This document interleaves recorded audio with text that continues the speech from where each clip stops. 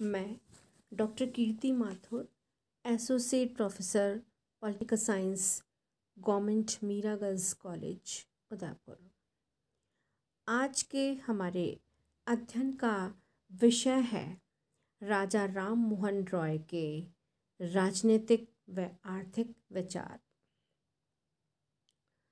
आधुनिक भारत में समाज सुधार और राजनीतिक जागरण के कर्णधारों में राजा राम मोहन रॉय का नाम अग्रणी है। उनका जन्म बंगाल के राधानगर में 22 मई 1722 को एक धार्मिक परिवार में हुआ था। उन्होंने अनेक भाषाओं का अध्ययन किया। अंग्रेजी और संस्कृत के अतिरिक्त उन्होंने अरबी और फारसी भाषाओं पर भी अच्छा अधिकार स्थापित किया। उनकी रुचि प्रारंभ से ही विश्व के विभिन्न धर्मों के सिद्धांतों की गंभीर अन्वेषणा करने में थी। उन्होंने इस्लाम, ईसाईयत, बौद्ध धर्म आदि का गहनता से अध्ययन किया। हिंदू धर्म के आधारभूत ग्रंथों, उपनिषदों तथा अन्य धर्मशास्त्रों का भी उन्होंने गंभीर अध्ययन किया। धर्म में राजा राम मोहन रॉय की रुचि एक अनुयायी के रूप में नहीं, अपितु एक बुद्धिवादी अध्ययनकर्ता के रूप में थी। विभिन्न धर्मों के अध्ययन और उनके प्रति बुद्धिवादी आग्रह के कारण धार्मिक सहिष्णुता, उदारता और प्रत्येक धर्म के अच्छे लक्षणों को स्वीकार करने की तत्परता उनके व्यक्तित्व के सहज लक्षण बन गए। राजा राम मोहन रॉय अध्ययनकर्ता नहीं थे। उन्होंने भारतीय समाज में व्याप्त बुराइयों, कुरीतियों और अंधविश्वासों के निराकरण के लिए गंभीर प्रयत्न किए। सती प्रथा उन्मूलन के अतिरिक्त उन्होंने स्त्रियों की शिक्षा के अधिकार, विधवाओं के पुनर्विवाह, पर्दा प्रथा के विरोध आदि के लिए समाज को जागृत करने में महत्वपूर्ण भूमिका निभाई। नारी अधिकार, भाषण स्वतंत्रता, समाचार पत्रों की स्वतंत्रता आदि के लिए उन्होंने निरंतर संघर्ष किया। उन्होंने बंगला में संवाद कौमुदी और फारसी में मिरात उल अखबार नामक 2 पत्र निकाले, जिनमें साहित्यिक, ऐतिहासिक, राजनीतिक और वैज्ञानिक विषयों पर लेख प्रकाशित होते थे। 1828 में उन्होंने ब्रह्म समाज की स्थापना की।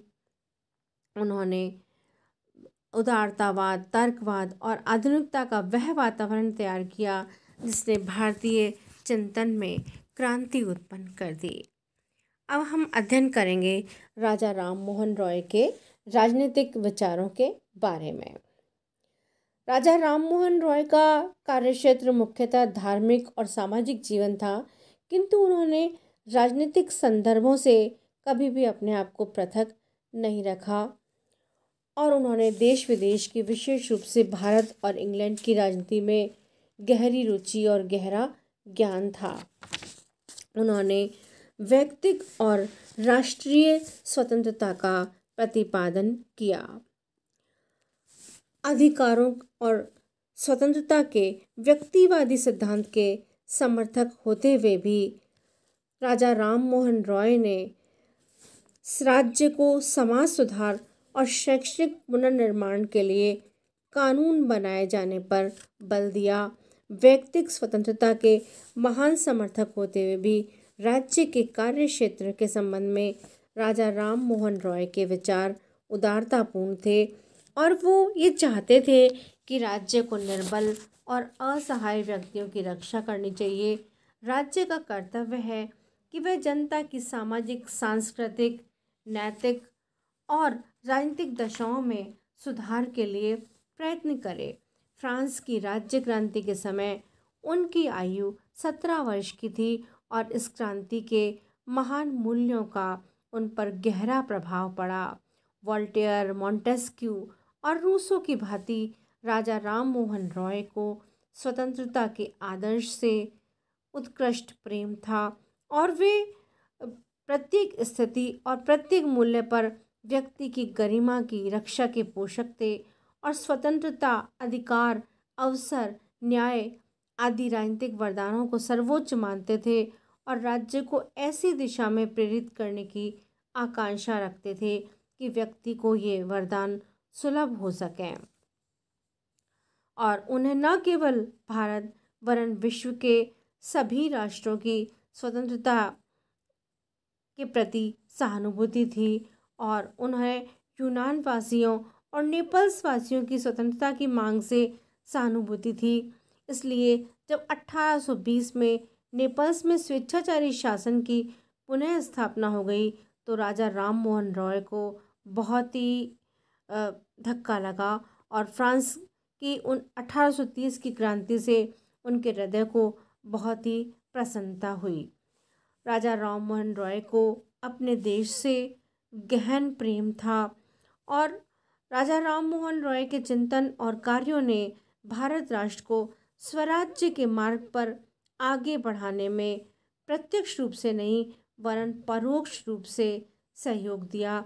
अपने चिंतन और कार्यों के माध्यम से उन्होंने बौद्धिक जागृति को जन्म दिया, व्यक्ति में मन और मस्तिष्क की उदारता उत्पन्न की, धार्मिक और सामाजिक पुनर्जागरण को जन्म दिया और यह मार्ग भविष्य में निश्चित रूप से स्वतंत्रता की ओर ले जाने वाला था। इसी तरह उनके राजनीतिक विचारों में जो मुख्य बात थी वह थी कि उन्होंने प्रेस की स्वतंत्रता पर बहुत ही बल दिया। राजा राम मोहन रॉय ने प्रेस की स्वतंत्रता का बहुत अधिक समर्थन किया और उनका ये विचार था कि प्रेस की स्वतंत्रता जो है उससे शासक और शासित के मध्य जो है वो संपर्क बना रहता है। प्रेस की स्वतंत्रता शासक और शासित के मध्य जो है एक उनको जोड़ने वाली कड़ी है। और जब 1823 में जब ब्रिटिश सरकार ने समाचार पत्र निकालने पर प्रतिबंध लगा दिए तब राजा राम मोहन रॉय ने द्वारकानाथ ठाकुर, हरचंद घोष, गौरीशंकर बनर्जी, प्रसन्न कुमार टैगोर और चंद्र कुमार टैगोर के साथ मिलकर प्रेस की स्वतंत्रता के लिए सर्वोच्च न्यायालय को एक याचिका भेजी। प्रेस की स्वतंत्रता के लिए किए गए इस कार्य में राजा राम मोहन रॉय का मुख्य हाथ था, लेकिन जब याचिका अस्वीकृत कर दी गई तब सह परिषद सम्राट के पास अपील की गई और इस अपील में यह कहा गया कि स्वतंत्र प्रेस ने संसार के किसी भी भाग में कभी क्रांति को जन्म नहीं दिया और जब प्रेस की स्वतंत्रता पर प्रतिबंध लगा दिए जाते हैं तो जनता का असंतोष चरम अवस्था पर पहुंचकर क्रांति को जन्म दे देता है। इसलिए राजा राम मोहन रॉय का ये मानना था कि विचार और अभिव्यक्ति की स्वतंत्रता जिस समाज को प्राप्त नहीं होती वह समाज किसी भी प्रकार की उन्नति नहीं कर सकता। और जब सह परिषद सम्राट से भी अपील अस्वीकृत हो गई तो उन्होंने अपने फारसी भाषा के पत्र मिरात का प्रकाशन भी स्थगित कर दिया। राजा राम मोहन रॉय ने जिस रूप में अपना विरोध व्यक्त किया वह प्रेस की स्वतंत्रता के प्रति उनकी निष्ठा का प्रतीक था। राजा राम मोहन रॉय का ये मानना था कि समाचार पत्र के द्वारा सरकार को डराने, गिराने, अपमानित करने या सरकार के विरुद्ध घृणा के प्रसार का कार्य नहीं किया जाता है, बल्कि उनका ये मानना था कि समाचार पत्र का उद्देश्य होता है कि जनता और शासन के मध्य एक कड़ी के रूप में कार्य करना, जनता और सरकार दोनों को उचित शिक्षा प्रदान करना समाचार पत्र का उद्देश्य होना चाहिए। उन्होंने 1821 में संवाद कौमुदी नामक बंगला पत्रिका तथा मिरात उल अखबार नाम की फारसी पत्रिका आरंभ की। इसी प्रकार उनके राजनीतिक विचारों में उन्होंने न्यायिक व्यवस्था के स्वरूप का विश्लेषण किया। राजा राम मोहन रॉय ने न्यायिक व्यवस्था पर अपने विचार व्यक्त किए और भारत की न्यायिक व्यवस्था में सुधार की आवश्यकता पर बल दिया। राजा राम मोहन रॉय न्यायाधीशों और जूरी की प्रतिष्ठा को बनाए रखने और इस प्रसंग में जातिगत आधार पर भेदभाव के विरोधी थे। 1827 में एक जूरी अधिनियम पारित किया गया और इस अधिनियम में जूरी के प्रसंग में जातिगत आधार पर भेदभाव करते हुए व्यवस्था की गई कि जब किसी ईसाई पर अभियोग चलाया जाए तो हिंदू और मुसलमान जूरी में नहीं बैठ सकेंगे। 17 अगस्त 1829 को इस अधिनियम के विरुद्ध ब्रिटिश पार्लियामेंट के दोनों सदनों में प्रस्तुत करने के लिए एक याचिका तैयार की गई और इस कार्य में राजा राम मोहन रॉय की महत्वपूर्ण भूमिका थी। रॉय ब्रिटेन के लोक सदन की प्रवर समिति के सम्मुख उस समय उपस्थित हुए जबकि 1833 के अधिकार पत्र अधिनियम पर विवाद हो रहा था और इस साक्ष्य में उन्होंने इस बात के लिए आग्रह किया कि भारत में सेवा करने वाले दंड नायकों मजिस्ट्रेटों के न्यायिक और प्रशासकीय कार्यों को पृथक पृथक किया जाना चाहिए और उनके द्वारा प्रस्तुत साक्ष्य भारत की राजस्व तथा न्यायिक प्रणालियों की एक व्याख्या शीर्षक से प्रकाशित भी करवाया गया और इसमें भारत की न्यायिक व्यवस्था से संबंधित कुछ समस्याओं का उल्लेख और सुझाव दिए गए जो इस प्रकार हैं। उन्होंने इसमें ये सुझाव दिए कि देश के न्यायालयों का यूरोपियन लोगों पर क्षेत्राधिकार, जूरी प्रथा को बनाए रखने और अपनाने, न्यायिक और प्रशासनिक पदों के पृथक्करण, विधि के संहिताकरण और विधि निर्माण में जनता के परामर्श आदि की व्यवस्था की आदि समस्याओं से अवगत कराया और उन्होंने इस बात की ओर ध्यान आकृष्ट किया कि न्याय अधिकारियों और जनता के बीच संचार का माध्यम कोई एक ऐसी भाषा नहीं थी जिसे दोनों ही बोल और समझ सकें। इससे भी उचित न्याय प्राप्त करने में बाधा पहुंचती थी और उन्होंने न्यायालयों की कार्यवाही की रिपोर्ट प्रकाशित करने के लिए सार्वजनिक समाचार पत्रों के अभाव की भी बात कही और वे इस बात के पक्ष में थे कि भारत में प्रचलित सिद्धांतों और मान्यताओं को दृष्टि में रखते हुए भारतीय आपराधिक विधि संहिता तैयार की जाए। न्यायिक व्यवस्था के संबंध में उनके द्वारा ये सुझाव बहुत ही महत्वपूर्ण थे। इसी तरह उन्होंने प्रशासनिक व्यवस्था के स्वरूप के बारे में भी अपने विचार प्रस्तुत किए और उन्होंने 1833 में लोक सदन की प्रवर समिति के समक्ष साक्ष्य प्रस्तुत करते हुए रॉय ने प्रशासनिक व्यवस्था में कुछ सुधारों की सिफारिश की, जैसे देशी लोक सेना की स्थापना की जाए, लोग देशवासियों को अधिक नौकरियां और ऊंचे पद देना, रैयत की दशा में सुधार और उनकी रक्षा के लिए कानूनों का निर्माण और स्थायी भूमि प्रबंध। राजा राम मोहन रॉय लोक सेवाओं में अपरिपक्व व्यक्तियों की नियुक्तियों के विरुद्ध थे, इसलिए उनका यह सुझाव था कि 22 वर्ष की आयु इसके लिए होनी चाहिए कि न्यूनतम आयु 22 वर्ष हो और प्रशासनिक व्यवस्थाओं और सेवाओं के प्रसंग में उनका यह भी सुझाव था कि यदि ब्रिटिश सरकार चाहे कि भारतवासी सरकार के प्रति आस्थावान हो तो भारतीयों को की योग्यता और शिक्षा के अनुसार उन्हें दायित्वपूर्ण पदों पर नियुक्त किया जाए और देशवासियों को उनकी योग्यता के अनुसार राष्ट्रीय सम्मान दिया जाए। इसी तरह उन्होंने राजनीति और कानून के माध्यम से समाज सुधार की बात कही। राजा राम मोहन रॉय एक समाज सुधारक थे और उन्होंने ये कहा कि राज्य के द्वारा कानून बना के समाज सुधार के कार्य किए जाए और उन्हीं के प्रयत्नों से लॉर्ड विलियम बेंटिक के समय में सती प्रथा निषेध कानून बना था। राजा राम मोहन रॉय ने स्त्री पुरुष की समानता पर बल दिया और उन्होंने नारी उत्थान का बहुत अधिक प्रयत्न किए। उन्होंने स्त्रियों की दशा में सुधार के लिए बहुत प्रयत्न किए और स्त्री सुधार की बात कही, स्त्रियों की स्थिति में सुधार की बात कही। इसी तरह राजा राम मोहन रॉय महान मानवतावादी विचारक थे।